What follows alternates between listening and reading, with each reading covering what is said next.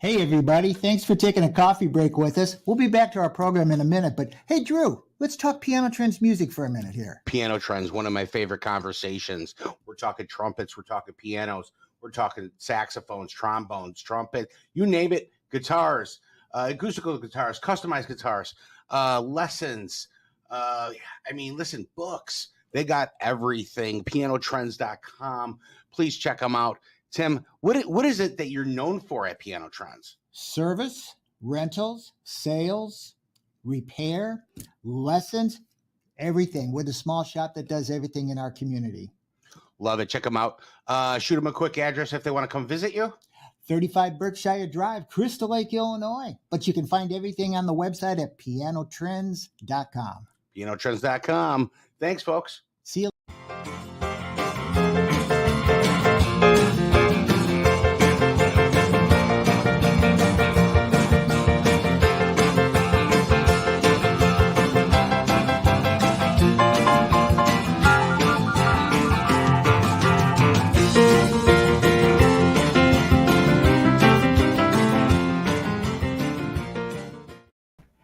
Hey, everybody. Welcome again. It's time for another episode of Around the Piano. And today we've got a really special guest. We want to bring on Tim Gingras.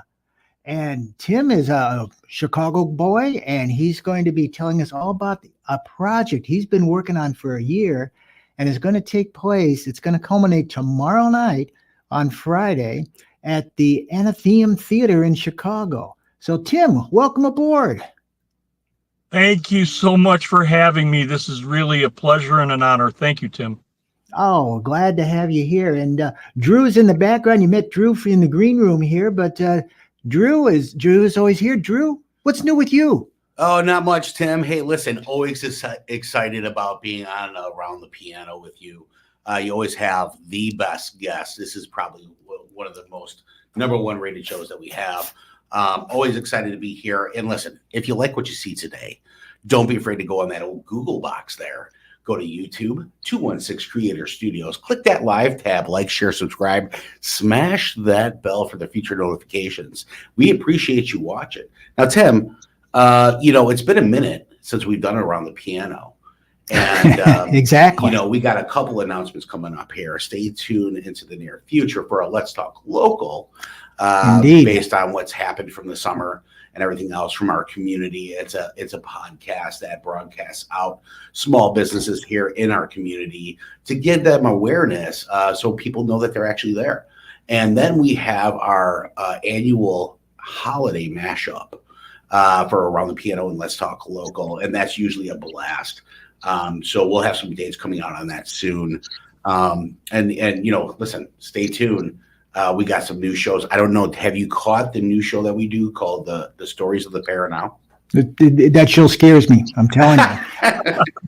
It's a great show.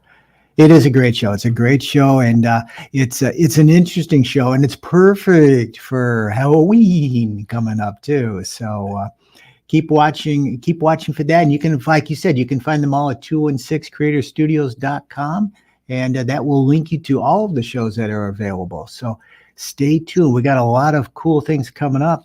We've got one coming up in November that I'm looking forward to. I always do. The two majors and a minor. That's right.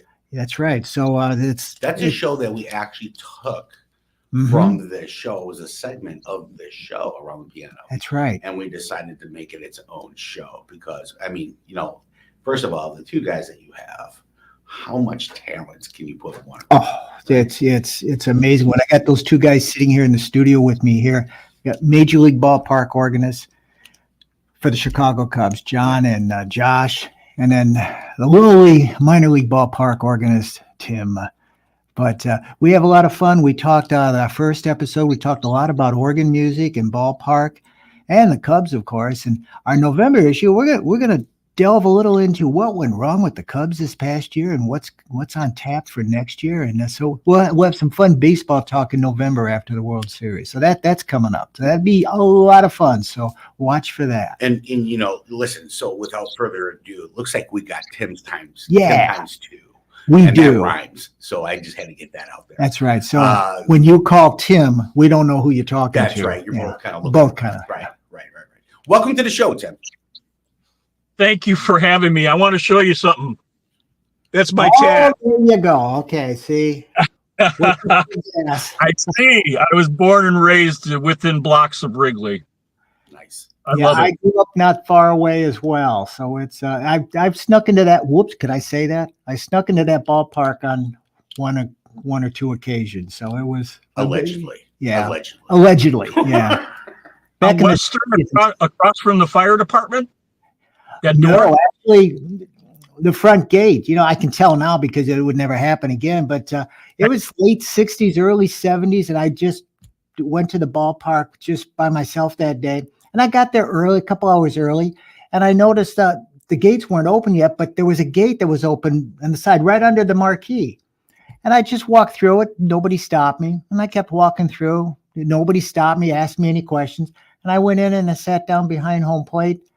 There were like maybe 2,000 people for the game that showed up. Nobody ever said anything. So I got to watch a game from the box seats. And so I guess I owe the Cubs the equivalent of whatever tickets were at that time, $5 a box seat or something. But yeah, that was a fun experience. Those were my rebel days, doing that. Yeah. Tim is for those that don't know, is an actor and an author from Chicago, and he's been working on a project for a year and writing a book, and it's going to culminate with this project tomorrow night. So, give us the background first. Tell me about Tim and your background, your acting background, and then let's lead into this project that you've been working on for about a year. Absolutely. I like many people or actors. They usually start in their teens. I started in high school, and I never stopped. I just kept going from one play to another. Even when I was in the military from 77 to 83, I always tried to find an opportunity to perform somehow or another, whether it was a play or some other type of performance. So I did theater until about 1990, and then at that time, the stand-up comedy was actually very popular and lucrative if you can get in. And fortunately, after a couple of years of open mics, I started doing stand-up and my own material. And I ended up getting a great exclusive with Zany's Comedy Clubs. Sure. And in that was great. And it was my final time doing stand-up was at Zany's on Wells. And I remember it well. I was just done. 9/11 had happened. It changed the world and everybody. Certainly. So I kind of let go and went to public service. But in the 90s, from 1993 to 1999, the city of Chicago was so kind to give me a contract every summer to host the music stage at Taste of Chicago every summer. And I would take off from my regular daytime job in banking, which they gave me a lot of leeway. And I would perform down there for 10 days in front of 3 million people. It was just a fun time. And now, since I let go of the federal government work again, I'm focusing on my arts. And I've written a novel called RVN, which is about a young man from Chicago. There's a lot of me in it. As many writers, they focus on what they know and their skills and their knowledge and their insight and experiences. So the main character is Charlie Kinane, 1966. He's an 18-year-old kid in high school. And at high school, he gets his draft notice. It's sent to him at high school. So he really doesn't understand everything at that point. And he ends up going through the process, trying to avoid going downrange to Vietnam, but he ends up going. So That's part of the story. It was got nominated for a couple of awards, which was fun. All the royalties went to veterans. I have a very charitable side to me. It's not so much about making money. It's about the experience a lot. I'd like to get any investment that I put in back, and I usually do.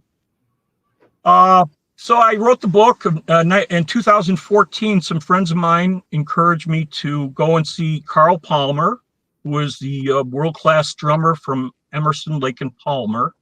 You bet. And he's still performing.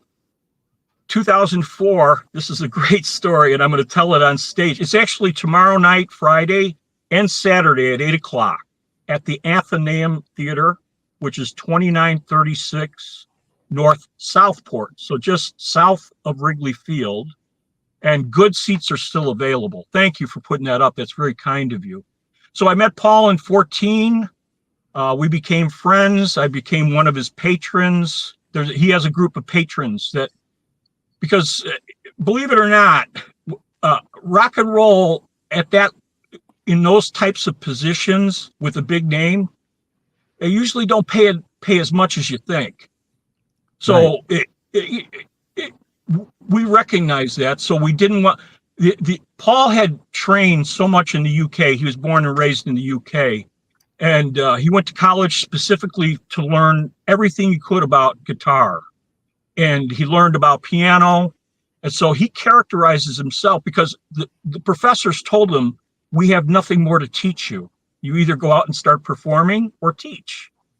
So the patron group, we got together and made sure he had revenues, and he started creating. He started writing scores for new music, things that he created. The first one was a silent film, Trip to the Moon, and he did some casual things, never toured it.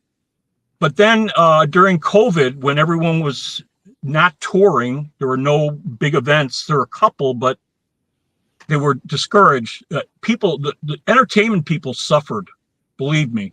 And of course, entertainment is a luxury, and they're the last people to consider. Broadway had the problems. But he wrote this score to Nosferatu as a correlation to the Spanish flu back in 1918, because it's his belief, from what he's read, that Nosferatu in Romania, where it was filmed, was born out of the pandemic. It was some evil characterization, representation of the pandemic. And the film was actually Bram Stoker, who wrote the original Dracula. The family, the estate, was bickering with the producers. They never got it copywritten in the United States, so they were fighting copyright laws for 30 years. And then they were trying to get it unbanned from about at least 20 countries around the globe. And the last one that unbanned it, it's really not that terrible, was 1972. Switzerland or Sweden officially was the final country to remove the ban.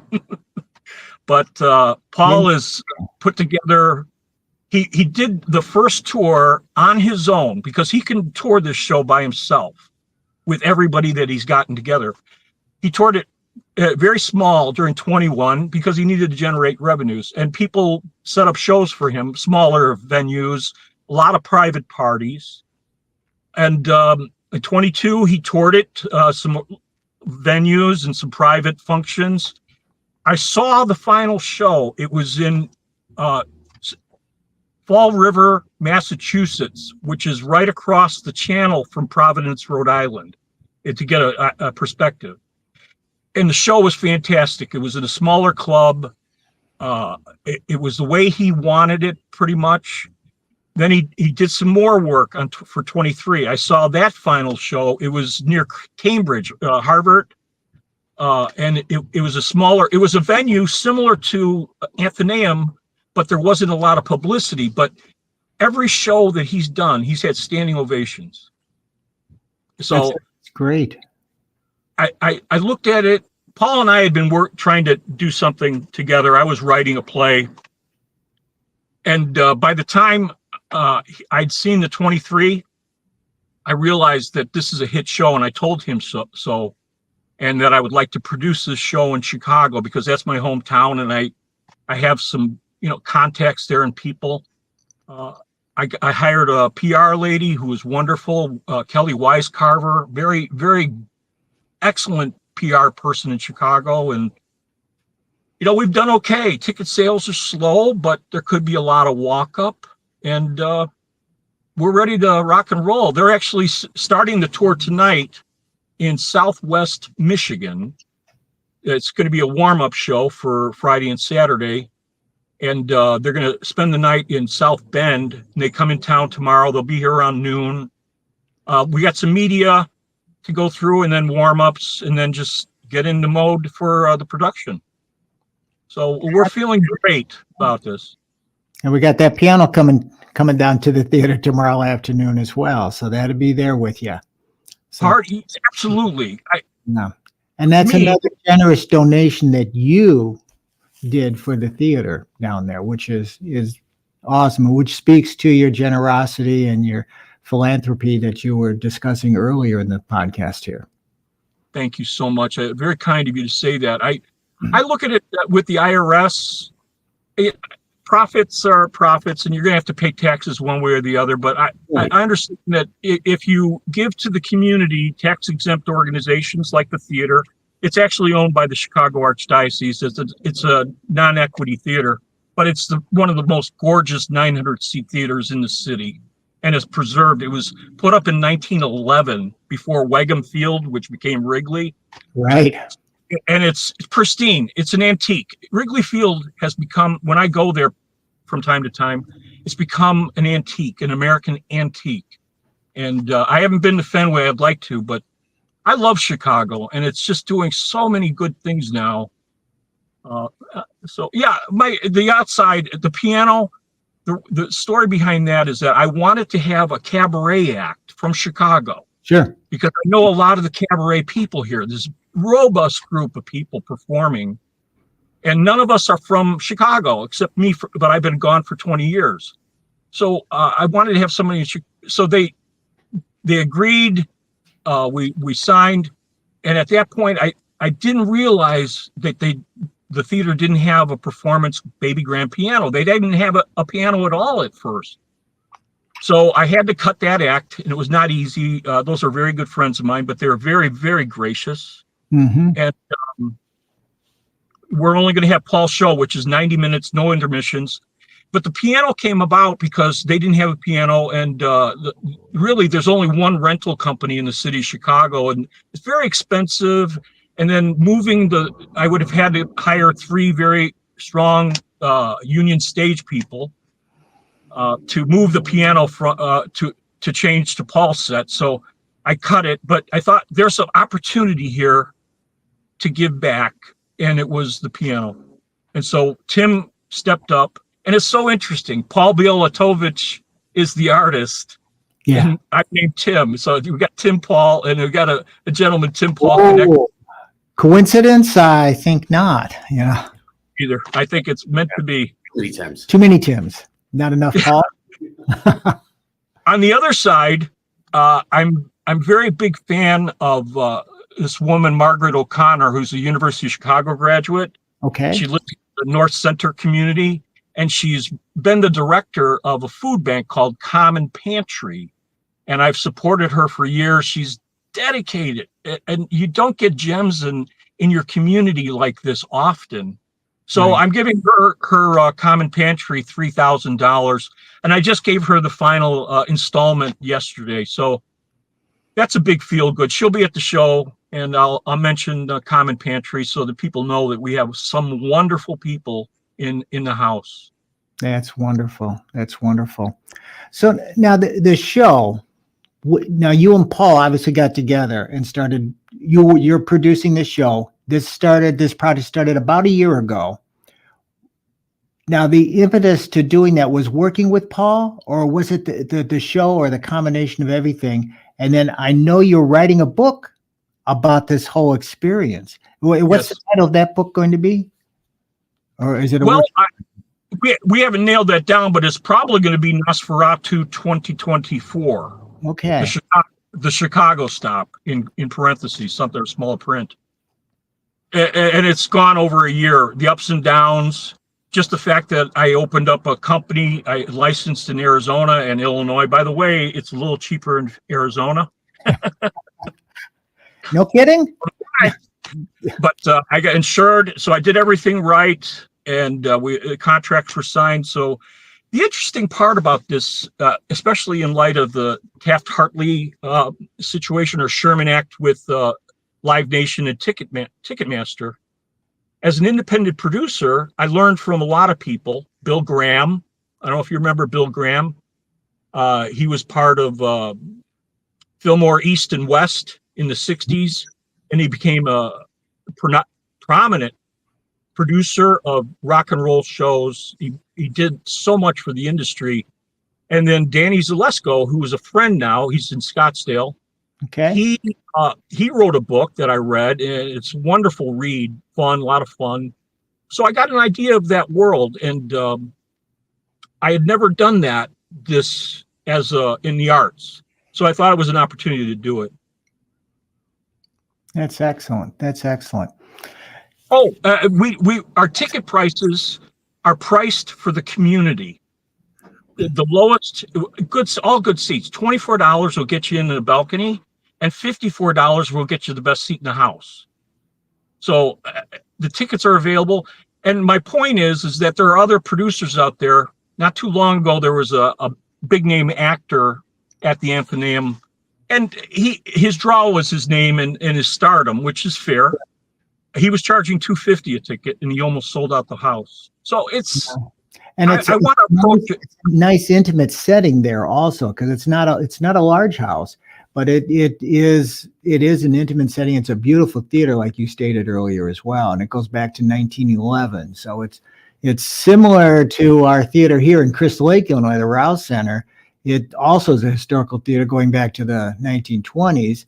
And we remodeled and rehabbed the theater and brought it back to its original state. And it again, these beautiful old theaters are treasures to the communities. And the Athenaeum is rocking and rolling. In fact, I know after your show comes in, they also have Judy Collins, I think, coming in on Sunday evening. And we've had her in town here, and she's a very kind, wonderful person as well. So these local theaters have a place, and you get to see some of the people that before you could only see on the big stage in the 10,000 seat stadiums. So it's an opportunity, and I encourage anybody to go see any show that you can when you see this at these beautiful, historic theaters like the Athenaeum.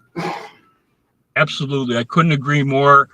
The Athenaeum is actually bringing in, that's part of their mission now, bringing in better acts. Mm-hmm. So I'm thrilled with the direction. And by the way, it was after the 22 show, which was October, is always October. It was at that point I realized I've got to do something with Paul, because all of the other patrons, dedicated patrons who are wonderful people, they've all done something. Most of them, 90% of this group, which is maybe 50, 60 people, they've all done something with Paul, and it was just my turn.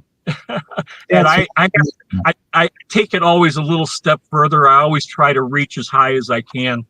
Sure. So we're reaching high. Paul's very polite. He's humble. So it's hard to get him out of his shell to promote his brilliance and his talent. One of these days we're hoping we can have Paul on the podcast, maybe with you, and have a nice conversation as well, and talk about Paul and his career a little bit as well. Now I assume, because I know you appeared on Zanies in your comic stand-up days, so maybe do a little stand-up tomorrow night as an opening act. Well, I'm not going to actually do stand-up. I'm going to talk about the event, and there might be some fun phrases in there. There might be slips of the humor to lighten it up. I don't want to be boring, but I have a humorous side to me still. Zanies, at the time when I first got in, it was a different era. People were being paid $600 an hour to do stand-up. Sure, right. And prorated if you did 15 or 30 minutes. So, but it was very lucrative at the time. It's no longer like that. That's great. Tell us a little bit about delve into your acting career a little bit. Tell us what people may have seen you in, or where you performed. I know you performed in Chicago on the stages here, but where else, and what other acting credits do you have that you can share with us? Some of the fun stories behind the scenes, maybe. Oh, absolutely. I when I moved out to LA, I sold my house in Old Irving Park, and I moved out to Los Angeles the first time in 1999. And I immediately got introduced. I had toured with Tommy Chong of Cheech and Chong before Cheech got back. They got back together. That's I awesome. toured with him and his wife several times. So there are a lot of people out in LA that I knew when I first got out there, and I started sessions with an acting coach. And all of a sudden, there was a 6-month or 7-month SAG strike that I didn't expect, but I didn't cross the picket line. During that SAG strike, I got a couple of contracts under AFTRA for a TV show narrated by William Dennehy called Arrest and Trial, where it's recreations. And I played a detective a couple of times. I've actually never seen these. And then I did a couple of commercials, one big one on the East Coast that as soon as 9/11 happened, it dropped. But I made pretty good coin with that. And then I got cast in a film, which was brilliant, well cast. I mean, people that I've seen before. It was called Life Without Dick, and Sarah Jessica Parker was in it. Harry Connick, Terry Garr before she got debilitated, and I remember every bit of it and how pleasant everyone was. The strange thing about that is that it was a wonderfully written script. It was written and directed by a gentleman by the name of Bick Scahill, who was in Fargo. If you remember the scene of Buscemi leaving the garage after he had shot the gentleman on the roof, Right. and he was the one that asked him to pay $225, and Buscemi ended up taking care of him. But he got his way with the script, and he was directing. But somehow or another, the Sony people just tore the script and the film apart, took away Terry Garr's entire character. It went straight to DVD. Yeah. I still get residuals from it every now and then, but I played an Irish mob guy. And I'm in scenes with Harry Connick. Christopher. Anyway, there's a lot of big names that were in the film, and sadly, it just didn't do well. But that was before 9/11, and then after that, I did one minor TV appearance here in Chicago. After that, but then I decided to go into public service for a while. But I've been in the films, and some of the commercials. It was a cell phone company. Yeah. And they were extending their service on the East Coast from 10 states to 20 states. So the commercial was a big celebration. Sure. So casting director cast me as the state of Georgia. So all 20 of us were in costume that was custom made for us. I was Georgia. Of course, there was New York, there's Connecticut, all the other East Coast countries. And we had our hands sticking out and our faces sticking out. So and our legs. Beach, I'm guessing? It was actually at a 1,000-acre ranch in Malibu. Okay. And it was for 3 days. We had the run of the place, and it was just a gas. So, I mean, I've had a lot of fun out there, and I've got wonderful, good friends out there who are big names. And so I try to keep. No, Drew was a fan of that one movie that you were in, because I think Drew actually saw that film. Life Without Dick? Yeah. Great. Thank you. Well, not necessarily, to be completely honest. I just like the title. It's it made me chuckle a little bit. So now Tim's going to put me on the spot. That's what I do. Now I have to go watch it. Now you have to watch it, right? Yeah. Yeah. So what do you do? Johnny Knoxville plays the character of Dick, who is the boyfriend of Sarah Jessica Parker, and she ends up killing him right in the beginning of the movie on accident. Well, as long as Sarah Jessica Parker stays in the film, that's the important thing. Spoiler alert. Yeah, spoiler alert. Yeah. She is absolutely the sweetest person. Harry Connick can get a little, he worries about his time a little bit, but that's okay. Well, he's a musician, so you got to give him a little leeway for that, He's a delightful person. Yeah.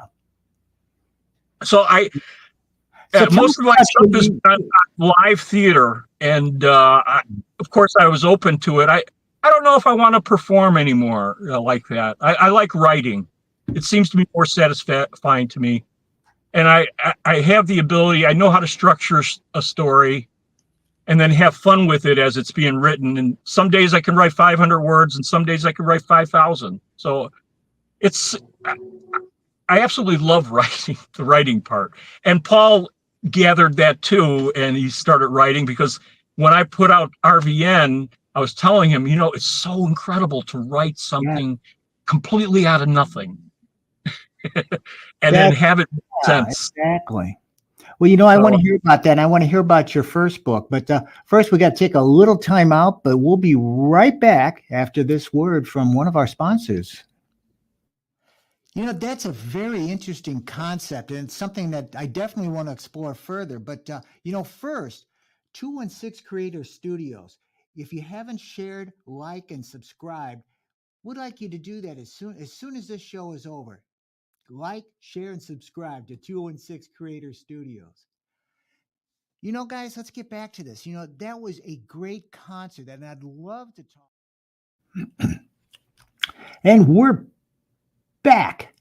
So, why did you want to turn to writing in the book?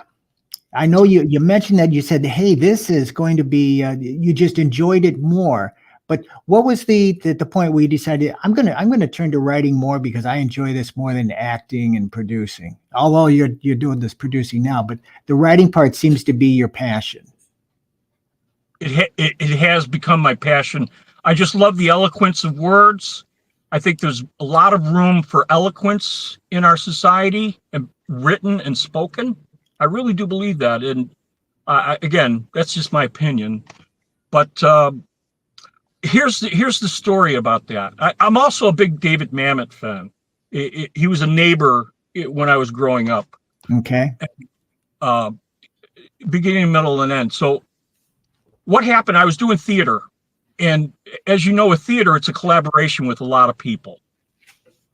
And not always. There's always one-person shows. I'm writing a one-person show for somebody that I know right now. But the collaboration and everyone involved, and I felt like I needed to do more. So that's why I moved into stand-up.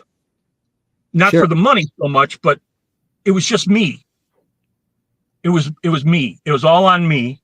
I didn't have to rely on a fellow actor. Right. And again, I love, interactions on a stage or with an actor, but I enjoyed not having any baggage. I was in a band for a brief period of time before I did stand-up, but I wanted to do my own thing without anybody hanging around with me, drive to the club, leave when I wanted. And so that's when I changed to that. Now, it grew to my autonomy that I wanted to start making up stories. And I had this one story in my head in 2006 when I was working with the Department of Veterans Affairs. And it's based on a lot of citations that I've read from heroes in Vietnam. But it allows me to just use my imagination and then have fun with it. I learned a lot with the first one, but the second one will be better, I know, because it gave me a lot of experience and insight into what I need to do better, and I'm anxious to do that. But I got involved with Paul, and I put my life pretty much on hold to get this done with Paul and try to launch him, and that's what we're all trying to do. He's Philip Glass. He's the new Philip Glass, if he's allowed to be. And it's about the opportunity. Yeah. Because once people understand what this talent is about, he's by the way, he was born in the UK. He got married to a lady in Massachusetts. They got a wonderful home near the coast. Okay. But he's a new immigrant, so he's actually going through the immigration process.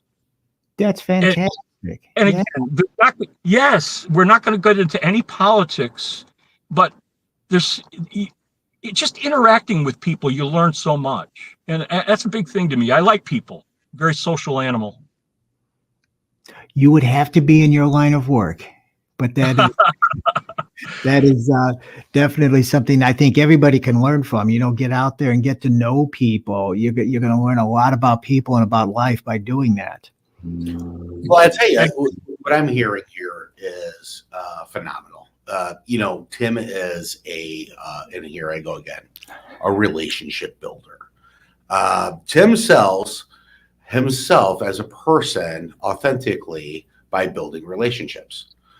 Without those relationships and a vetted network, success is hard to come by.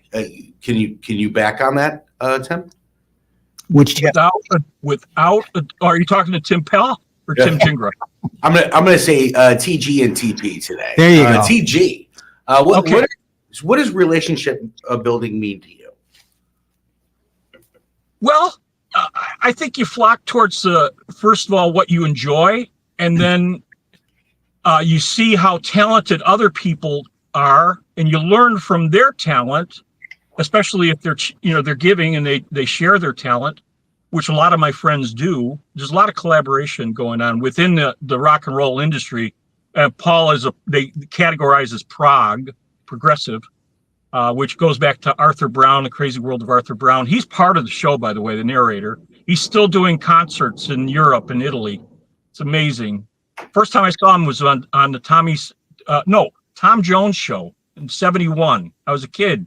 Scared the heck out of me with his fire on his head. And when I finally met him the first time, it was after a show, so he was still in costume. He's a very tall guy. And I said, the first time I saw you on television on the Smother Brothers show, you scared the heck out of me. And he leaned over. It was a Tom Jones show. So, I mean, just those little interactions, it's fun to me. But,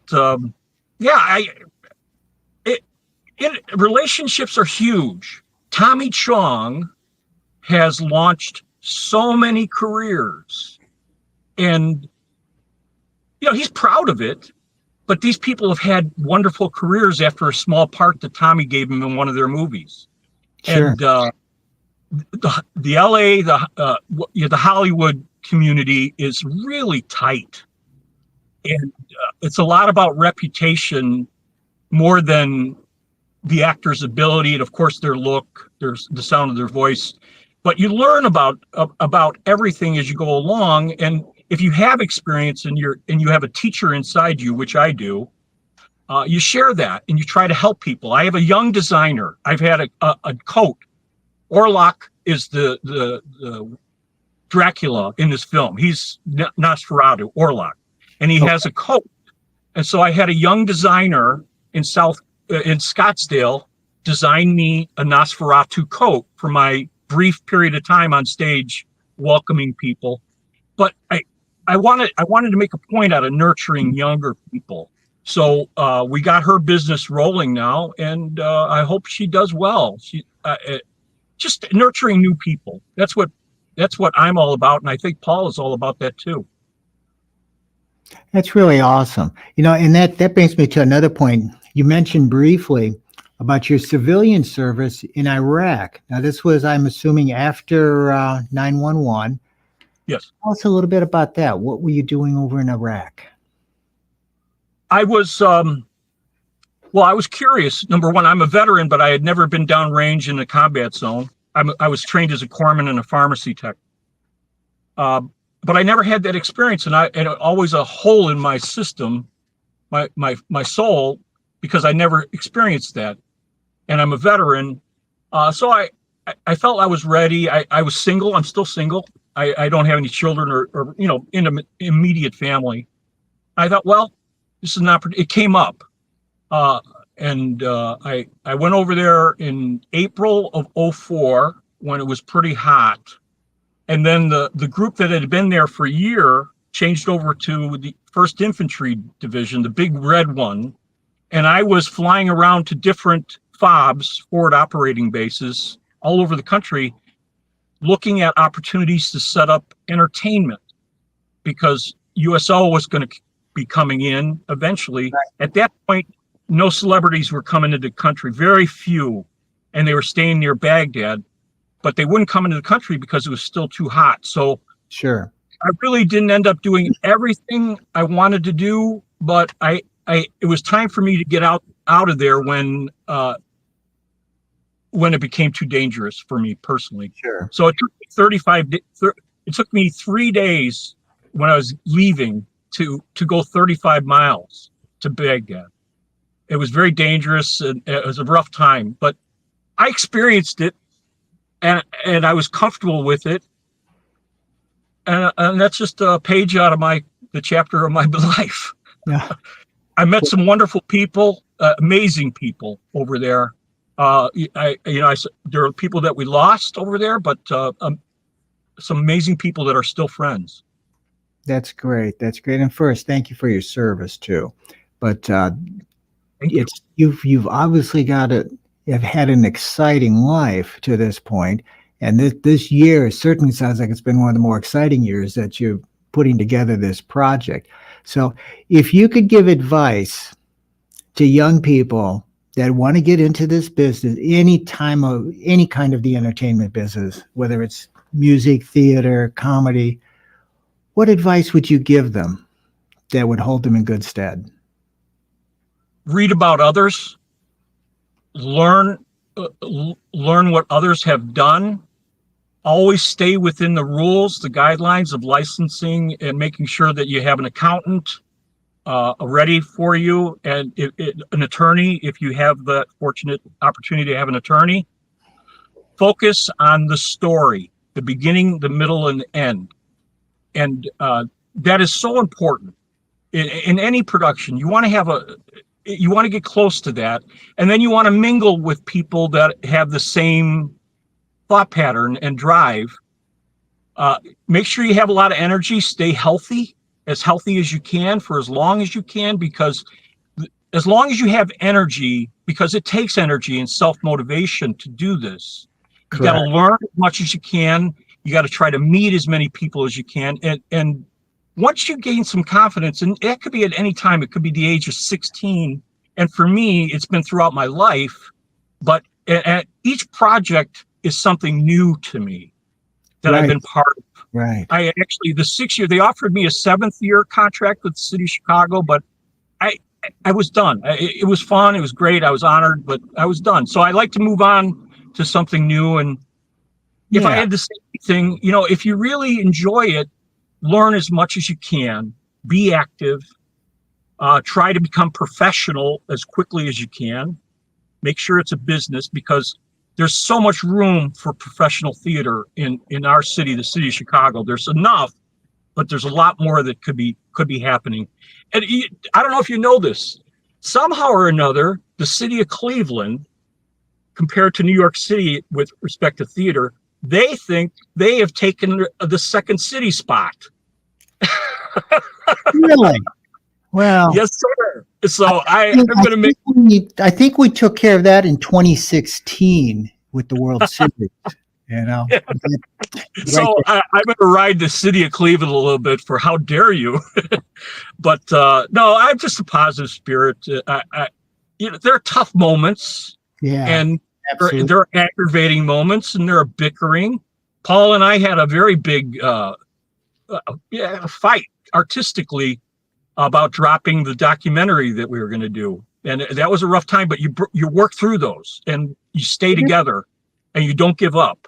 So right. I knew I was into it once I made my first deposit. So that's awesome. And that's excellent advice. And I think one of the key points that jumped out to me was treat it like a business, because if you don't, you're going to stay an amateur in whatever it is, the field you're doing. So that's excellent advice for people. So hopefully people who watch this will take that to heart as they're embarking on careers.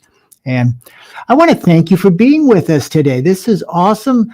I wish I could be there tomorrow night. My wife and I were planning on it originally on being there, but unfortunately we have a family obligation. But I know it's going to be great. I want to hear about it afterwards, and maybe we can do a follow-up down the road. And maybe, again, like we said before, bring Paul in, who would love to chat with him. And then I think with your tattoo and my cap, maybe we should meet at Wrigley Field one of these times. There you go. I would love to. I haven't been there this season, but I'm down there with spring training all the time, and you're always welcome to hang out with me in spring training, Tim. Well, that could happen. We have a niece and nephew out there, so we go out there in spring training every other year at least. So there's an opportunity out there. Yeah. You're closing, I know, and thank you so much. But I want to tell you, part of the book is going to be a how-to. Oh, all right. Do this. Well, that's good. So get the Any book. any advance on where the book's going to be available? Any website or email if people want to follow up on get information on that? I'll do it as quickly as I can. Okay, Thank then you. we'll pass the word out, and you'll let us know. And You've been listen, so- and one more time, let's go ahead and give this a plug because it is tomorrow night, right? tomorrow Saturday. Tomorrow Saturday. Tomorrow There we go. and Saturday. So check them out, folks. 2936 Southport Avenue in Chicago. Be there, be square. Tim, we appreciate you being on the show. It's a privilege. Thank you so much, guys. No problem. Until next time, folks. It's always good time to be around the piano with Tim Paul. It's always fun. We enjoy it. Till next time, guys. We'll see ya.